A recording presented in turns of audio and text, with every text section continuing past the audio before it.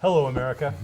I'm Sean Hilton, owner of Comics Cubed, located at 121 East Sycamore, right here in the heart of downtown Kokomo. This, the 83rd episode of GeekStorm, is brought to you by Kokomo Toys and Collectibles, located right down the street from Comics Cubed in the heart of downtown Kokomo. Today, I am joined by my associate and sometimes acquaintance, Michael Allen Harrison. Mike, what's your geek cred for this week? What'd you do? What geeky thing makes it so that you're relevant to this show or have some kind of card you can pull out and go, yes, I'm still a geek? I probably played well over 40 hours of World of Warcraft. I watched new... Just when you thought you got out, I know. it dragged you back in. 40 hours, really? We can do an episode of that. You had I thought you'd taken a 12-step. You I did. Walked away. I played World of Warcraft for 5 years, solidly. Okay. This guy once had to call to use my house, my computer, and my internet. It was raid night for an entire day, so that he didn't have to tell his wife. No. No. So why were you over? Because I had a better computer. I was at work. Uh-huh. I took some personal time off of work to raid because it's in the evening when everybody shows up. 20, 25 people all show up. I'm sorry, Mike. You started. I'm telling the story now. Your name, and I apologize for saying that you misled your wife. He misled his workplace about what he was doing. Wrong again. Personal time. Wrong again. All right. It's my personal time. We're going there. So I took some time. Uh-huh. I didn't want to drive all the way back to Logansport. Sure. Okay. So I went over to your house. You graciously allowed me to use your internet connection. Anytime, buddy. Anytime. And I played. It was a little weird when I found you in my slippers in my robe. That was strange. Here's where things went wrong, and I don't know if you know this or not. Okay. Apparently, at work, my wife called. I was married at the time. My wife called to talk to me, as she's wont to do, and I wasn't there. Now, the person who answered the phone, and I'm not going to say who it is, was less than forthright with her about where I was. Oh, no. Because he didn't know where I was. It's like a bad 80s rom-com going awry right now. He didn't know where I was. So in order to not get me in trouble, he said, well, he's out on a run, or well, he's doing something right now, and I'll call you back. So my wife continued to call my cell phone, but I didn't have it on because I had headphones on and I couldn't hear it or whatever, because I was raiding. Raiding is important. And so later, when my wife found out where I was and what I was doing, she was mad because I didn't tell her. Well, it wasn't like I was keeping it from her or anything, sure. But... it wasn't some illicit affair with she was chicken more bread. mad that the guy lied to her, okay? But that's bro code. I got all the heat, though. That's the thing. I got all the heat for him lying to her. That guy doesn't deserve to get, you got to cover him, because he covered you. I did. So you got to take that heat, because he did you a favor. Yeah, so I played for 5 years. I quit for 3 years. And 40 hours. And about 6 months ago, I got back into it. Damn. I have some time on my hands. All right. I painted some little tiny miniature war-type figures, some cultists. Those were fun. Yeah, trying to get back into it, get my hands and eyes kind of recoordinated. It took me a little while. I tease you a lot about a lot of things, but you are an excellent painter of figures and things like that. When I take a long time off, and I took a long time off this last time, just when you get burnt out a little on stuff, like you did with the World of Warcraft. When you get back into it, it takes a little bit to get all the stuff going. I'm almost there. I'm feeling pretty good. Right. And then watched a bunch of The Good Wife. You like that show? The Good Wife has sucked me in. I'm like on season 5 now in less than a month. Wow. So yeah, man, just good storytelling. Well, good. So, all right, so let's get down to this week's goodness. Okay. Before we kick off into our Daredevil review of episode 1, which we'll save towards the end. So if you're watching on KGov, this is kind of that teaser to go, they're going to talk about it, and now they're going to make me wait through a bunch of other crap to get to it. It's like clickbait. If you're watching on YouTube, well, then you can just forward a little bit, and you'll be good to go. Last 10 minutes will be solid. So, before I talk about comics and games and stuff, this was a big week for released pictures. Still pictures of 3 characters. I'm going to start off with Deadpool, because we'd kind of seen some pictures of him. We mentioned him last week. Right. But now it seems that, I don't know if it's Ryan Reynolds or the company or just maybe some advertising and how they're going to advertise the Deadpool film. It appears that we're going to get constant updates like weekly, if not daily, from the life of Deadpool. Right. Some candid shots, some fun shots, and they're not hiding the costume. This isn't Cloverfield or Godzilla. This is what it's going to be, folks. We're not hiding anything. Right. We've seen some stuff from the set with weird eyes, which I think, have you seen that picture? Huh. It's got him in the full outfit that we've already seen, but instead of the big regular eyes, it almost looks like motion capture or something. Oh, around they're probably the going to eyes. animate them, probably. So I got a feeling they're Okay. going to be CG'd or something. Cool. So a lot of pictures coming out. What do you think of them? Oh, I haven't seen that one. I've seen some of the set pictures and a real short segment of the set video doing a few stunts. Marvel's the hottest thing in Hollywood right now, possibly in the world. So, although this is Fox, not Marvel movies, they're certainly going to try to capitalize as much as possible as all the huge PR machine that Marvel's got running right now for Age of Ultron, and they're probably looking for things to slow down a little bit with Ant-Man. But they want to say, okay, we're a part of this, so that means we're as good as this. And so far it looks great. So I'm Costume-wise, still one of the best costumes I've ever seen. I like Ryan Reynolds quite a bit. We talked about it last week, but He's fun. I like him quite a bit. Another picture out is Paul Bettany now fully dressed as the Vision has popped up in poster form, and we are now seeing Chaucer from Knight's Tales, the tennis movie, several other movies, in green face, red. I mean, they went old school with his outfit as well. It looks good. So Paul Bettany's a really good actor as well. He's one of my favorite. I would love to see a buddy comedy with him and Ryan Reynolds. That would be some their banter. Oh, that'd be some. I'm wondering, stuff. just because like you said, all we've seen is the poster shot, okay, and the things they want us to see, obviously. But I'm wondering how much of that we'll see in the movie, how much of it is, just a CG figure with his face, kind of CG'd in there a little bit, but because it's a very muscular, obviously, thing, and I don't think he's like that. But it's great that they got him, they kept him. He's an excellent actor anyway, and so hopefully. Well, he's been the voice, for those who don't know, of Jarvis since the very first Iron Man film. Correct. And so they're basically having Jarvis come out as the Vision, it seems like. So the voice is there, the actor's been there, so he's finally going to get some props, I guess, whatever you want to call it, some screen time, which is great for him. Looks good. I would imagine a heavy CGI. I'm going to go with a lot just because I believe we're going to see Ultron morphing and changing his body. So I imagine Vision is a take from Ultron, and he'll have the same ability. So I expect to see a lot of stuff from him. Another picture just came out. I just saw it, I think, late yesterday, early this morning. We're seeing from the Ant-Man set, we're seeing the Yellow Jacket outfit now, which appears to be kind of a robotic, very much arms. It's like Doc Ock mixed with Iron Man with a bug theme. Right. So what do you think of that? I've only seen a little bit of this one. I think I saw from the waist up, maybe. I think it's what's floating around out there. And then the article I read, it also mentioned he has like plasma cannons coming out of his wasp sting or something. Yeah. Whereas Ant-Man has, I guess, nothing. No. Right. He shrinks, and when he shrinks, his density bulks up, which I didn't think was the case, but maybe that's just in this. Right. It's like I always remembered him and the Atom, when they shrank, kept the full force of their full size. Yeah, so they had this when the little strength. tiny thing hit you, Right. It felt like you're getting hit by a big man. Punched by a dude. So that was kind of cool. Yeah, we'll see. I don't know. That's probably my least favorite of anything we've talked about so far, but we'll see. Corey Stoll is a decent actor. He's the guy that's playing that character, the Yellow Jacket.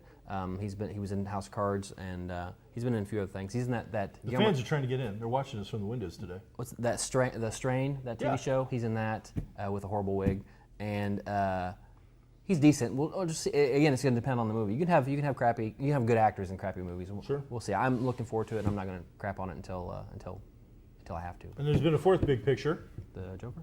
Okay, I guess there's been a fifth big picture. We had Ant-Man, we had Vision, we've had Deadpool. There was another one. Did you remember? The Thing. Now we get to the Thing. Yeah, The Thing. The Thing now.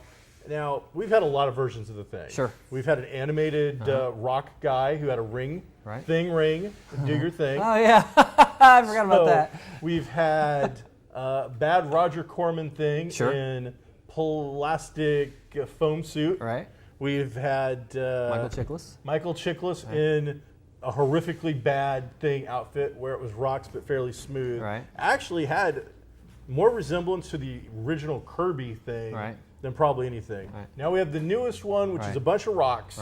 Again, because the Thing is made of rock. Sure he is. And it still doesn't look good. I've never seen an orange rock in real life. I wonder why they went that way. I mean, maybe with the pet rocks back in the 60s and the early 70s, people had them. But not a natural rock. I'm sure there probably are somewhere. But the point being, is, we give a lot of stuff. We want to see superheroes in the right form. Right. The thing is never going to look good Yeah. on the set. It's not a thing that anyone can imagine properly. When John Byrne draws the thing, we accept it because it's 2D, Right. it's comic book, the color's right, they can do whatever. Plus, it's like bright orange. And all of these stills I'm seeing, they're like muting the color down from that bright orange. They want to make it look like stone. They want to make it more look, of a stone thing, yeah. yeah.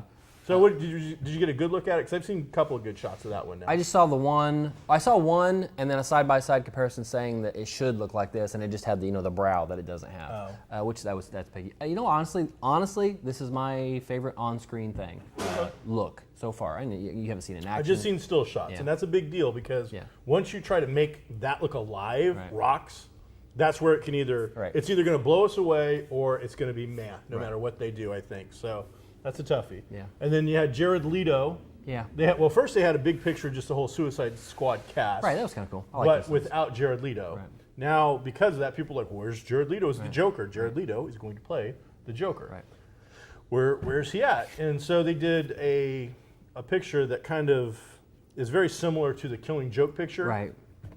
Some people are saying it was supposed to be that way. I guess he's taking a picture with an old school Nikon. It is. Yes. But this is a nitpicky thing. It's cool that you put out this picture. It's an iconic cover with a giant Joker smile taking a picture with the purple costume on. All he's got is green hair and he's holding up the camera. Right. He's not smiling. Right. You have a wardrobe department. You're going to tell me somebody can't get you a purple pimp suit real quick? I think it was very. It wasn't like a production release. Gotcha. I would guess he's sitting in the makeup chair like you said, and somebody mentioned it or thought of an idea. He's like, "Yeah, find me a camera, and I'll do that. I'll do that real quick." And he probably threw it up on Instagram. So It was very. It seemed very. Gotcha. Seat of the pants, but anyway, it's We cool. could have used cool a big smile at least. Cool to see stuff like that. So a lot of pictures, a lot of still pictures right. this week. So that's kind of cool. We spoke about Ronald Reynolds in Deadpool. Right. He does have a new movie out this week that I think we both wanted to see. I do want to see it. I almost went and saw it last night with my wife. This is one of the other factors on the checklist of you're old now. So keep in mind, people, when we do reviews for anything, we pay for it with our own money. There is a negative budget on GeekStorm. Okay, we have to pay them a couple of bucks on occasion. So to go see this movie last night was going to cost me $20. It was like $9.80 per ticket. Right. Not that I don't want to take my wife, but I'm just like, Right. I want to see this movie, but it's not a $20 movie. Right. It is going to be cheaper the day it comes out on Blu-ray than it is right now. Yeah. But regardless of all that, and my complaining about the checklist, Ronald Reynolds, brand new movie based on a true story. A young woman during World War II I believe she goes into an internment camp or escapes or whatever, but her family's artwork is stolen by the Nazis. And it's a pretty well-known fact. They did this. They raided the museums, which was all over covered in Monument Men, but they also raided private residences of any citizens that they knew of that had great works of art or even had just big collections. They went into their homes and took their materials. And museums. I mean, they walked right. I mean, so they went into Austria. That's the first place they went was. Well, we all know why, museums. though. You and me know why. Spear Destiny. So, and this is a movie following her like 60 years later. She's now gone from being, a little child to an adult, and she wants her work back. Right. And so this is the story following them through the Supreme Court, courts across the country, great museums involved, big money, and what happens. And it's kind of a tale of the time. So I don't know. I don't expect it to do big box office. No. It's not going to make a lot of money, but I still think it's a movie. One, I know I am going to go see it. Right. I'm just going to wait for it to be like $5 to go see it. Right. It has nothing to do with the movie. It has to do with me being cheap. Yeah. So, yeah, I'm excited about that. There was another movie that opened up, but I honestly don't know what it was. Don't know. Okay. Well, I was in my car coming over here today. That's good. I was listening to my buddies on 104.9, one of the newest stations in Kokomo, the party station. I didn't know about it. And the new Ludacris was on there. Was it? So I was, Great, I was super. getting down my Luda. That's my jam. So I don't know what you're talking about. He's starring in the Fast and the Furious, which made a ton of money. Yeah, it made all the money. It made all the money. It did. So Luda not only made a lot of money in that show. Did you call him Luda? It's his buddies. Is that what they call That's him? what we know him as. So, or Mr. Chris. Okay. So, Mr. Chris. It sounds like, whatever. Like Hojon and Mash over all of a sudden. I gotta go get Ludacris's, go to the swamp and get him some liquor. But regardless, it was a fun little tune. But the reason I bring it up was there was and this was on their station, but there was so many edits and cuts for the radio version. Oh. I mean, it was just constant. They were having to do And they're coming up with more artistic ways to cover it. So instead of just beep or taking it out, there's sounds and other stuff. But when you and I were a kid, which is not that long ago, the only song I ever remember ever being edited on the station was Charlie Daniels' "The Devil Went Down to Georgia." That's right. And it wasn't every station. It's like, as you heard the song, you were waiting to see, are they going to say it or not? Right. So it's a sign of the times now where, you know, I would almost say 50% of the songs I hear from that genre, hip hop, rap, is edited in some fashion now. Yeah. So it's just kind of odd. It is. But again, if you're listening to the radio, check out 104.9, brand new station in town. Been around just a little while. You brought up Fast and Furious. I did. And I just need 2 I minutes. didn't see it. Give me 2 minutes. Okay, I'm gonna drink my Coke, read a comic. You got this? That's your camera. Okay. Okay. Take care. Everybody in the world went to see this movie. The people who like these movies, I mean, really, really like them, probably like this movie. For me, as a moviegoer, as a fan of movies, not the stars, not the theme, but you know, of actual good movie making, I really hated this movie. Okay, it had so many times where I rolled my eyes. I started worrying that people in the theater were like looking at me because I was That disappointed. Yeah. Outwardly showing. I was like, oh, like, you know, and I was trying not to do it too loud, but so many times where, okay, they spend $1 trillion to come up with this plan to rescue this girl, and they, you know, of course, cars versus a van or whatever, and soup up all these vehicles, and when it gets down to it, their plan is to throw her on the hood of a car, throw her on the hood of a moving car. With there's nothing there. I mean, they've souped up their vehicles so they can do all terrain and whatever. But then we put on like some, you know, how bars. I could have done that. With a Dremel. Gym pad from the mat so that when she lands on it, she doesn't break every bone in her body. That's the plan. That's the plan. And not only that, she's on the hood of the car. Okay. Vin Diesel's driving, of course, and they're being shot does at. she have any idea of what this plan is? Oh, no. So it's a complete surprise to her. No. It's I'm here to rescue you. Let's go. Do we think she's a gymnast of some sort? No, Does she have special powers? She's a tech geek. So this woman who's got no idea is leaping out of a van to be saved onto, and I'm going to guess 60 miles per hour at least. Oh well, yeah. Filming, I don't know, but yeah, they're supposed to be really, really hauling. These things are souped up for a reason. Throw myself on. I think at that point I go, no, I'm good. I'll just wait for the hostage rescue team with the money. Right. A couple more, just real quick. Things that drove me crazy. It was even in that sequence. Vin Diesel could have stopped that car at any time. Okay, he didn't have to continue for another 5 or 10 minutes of film time in which he's speeding down the road, moving back and forth like this, and she's barely hanging on. Okay, just hit the brakes and stop the car. Stop the car. That's all you got to do. Okay. Yep. Inside, Paul Walker has thrown her onto the thing. Okay, he took out a couple guys, throws her onto the thing, and he's standing there in the big opening that they just cut in this big van thing.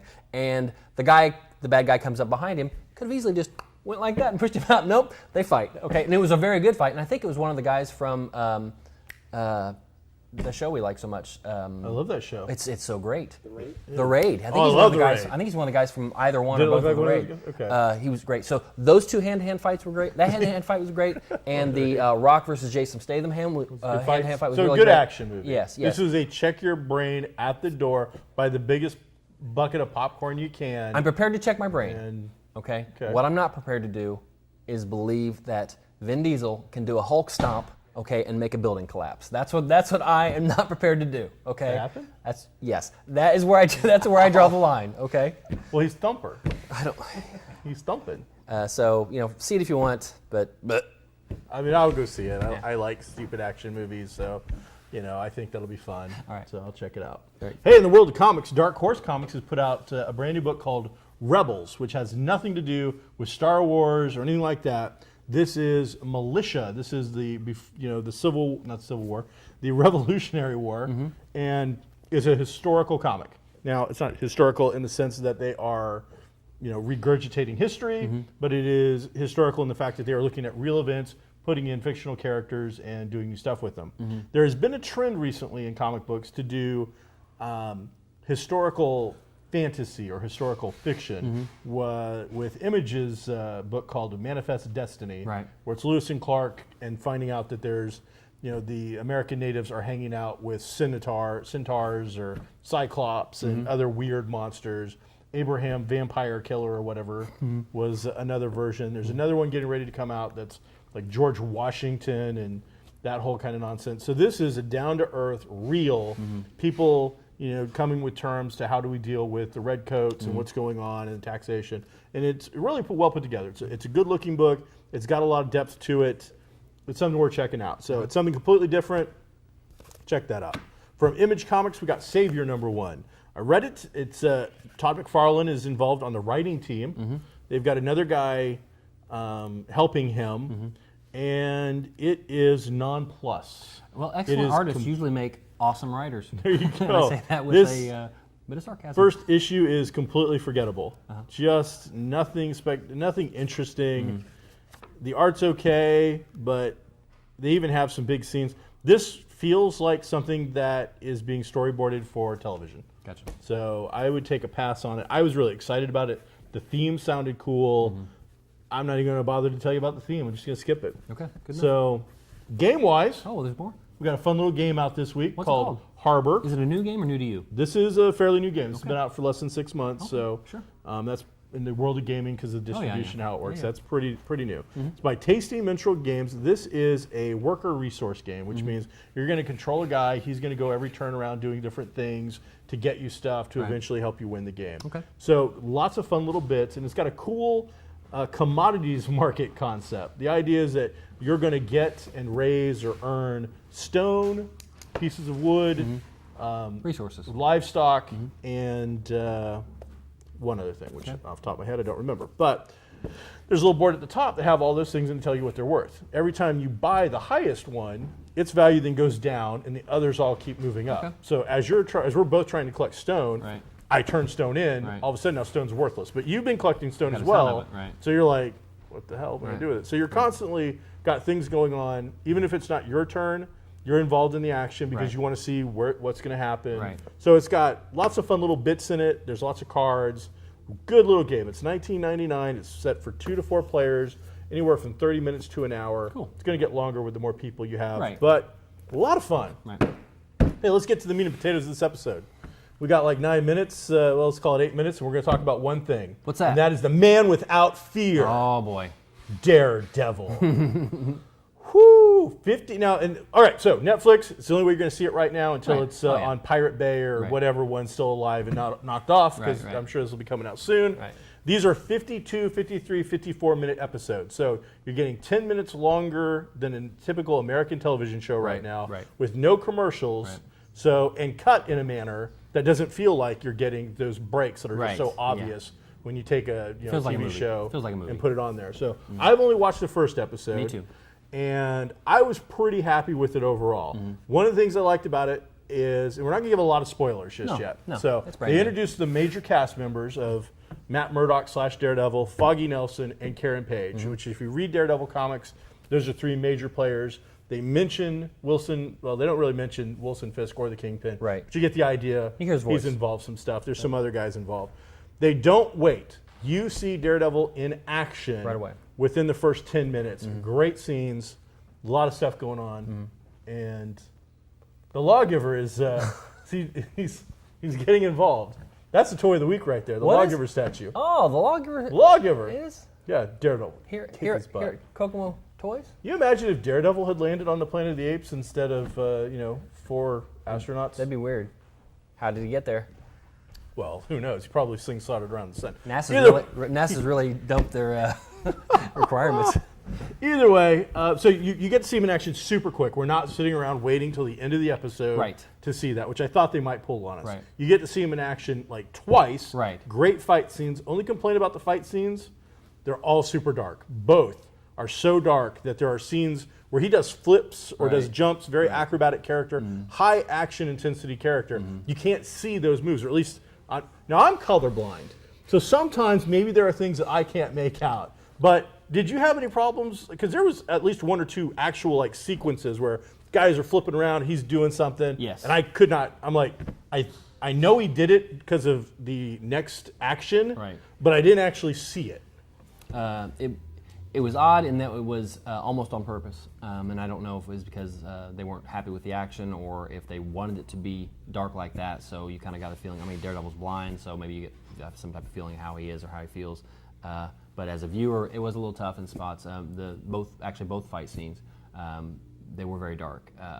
But he is wearing all black for now anyway. So it'll be interesting to see what they do. If they continue that. The whole show is pretty dark. I mean, I don't. Yes, they have very muted tones. Yeah. It's a very cold palette show. They want you to understand how Hell's Kitchen is, and they mention the invasion of New York a couple times. Yes, they do. I mean, it directly impacts Right. it in cool, real world ways.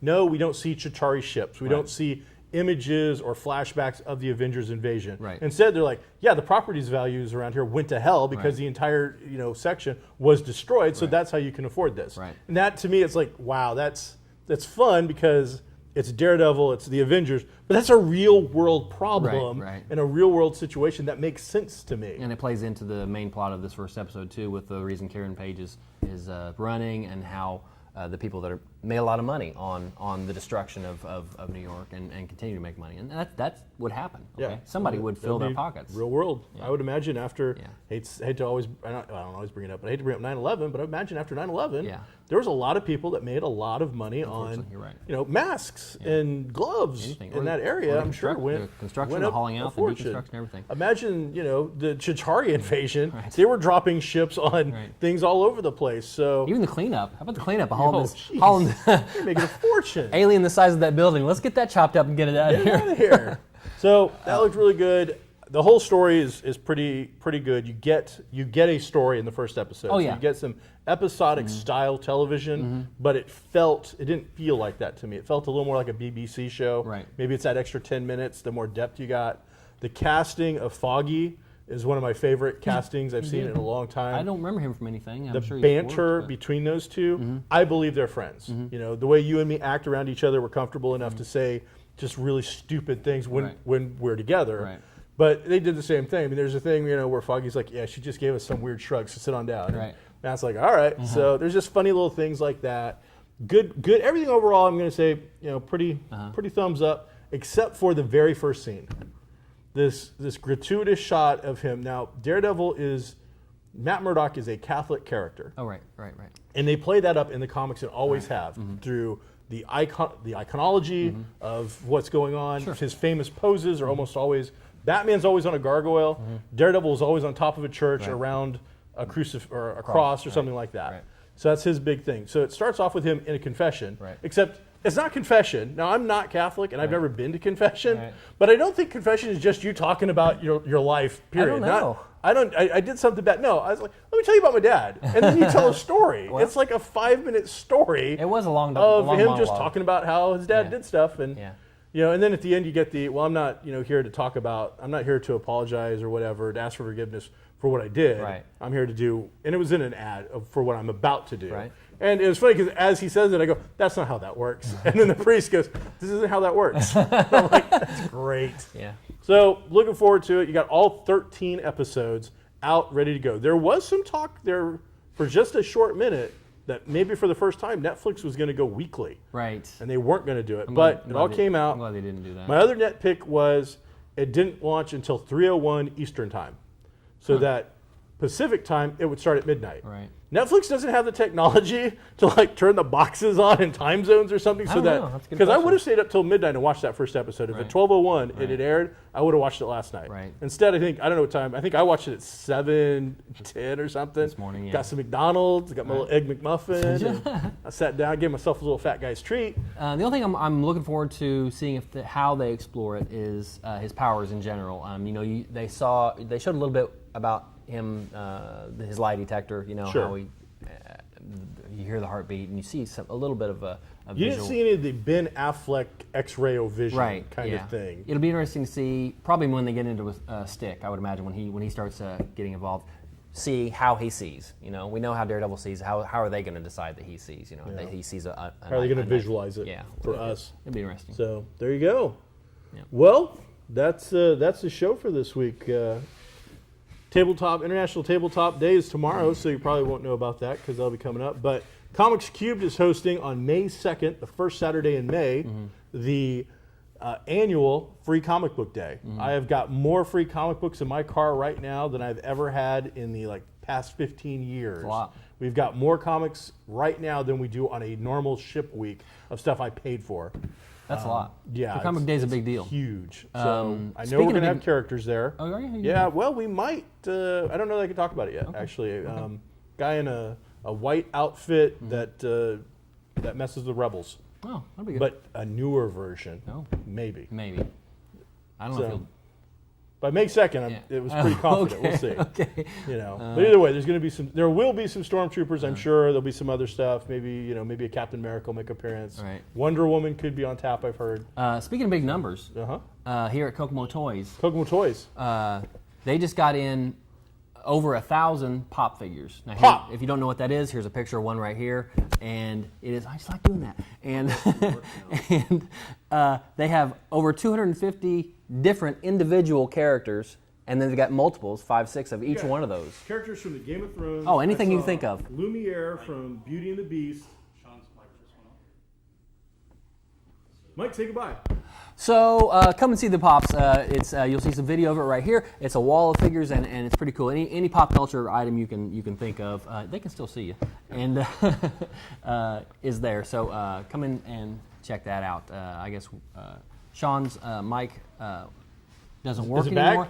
All right, well, we're over on time anyway. So Oh, come and check I out wanted the to make a pops. There's joke. over 1,000 of them. I had jokes. It's a ton of them. Goodbye. See you later.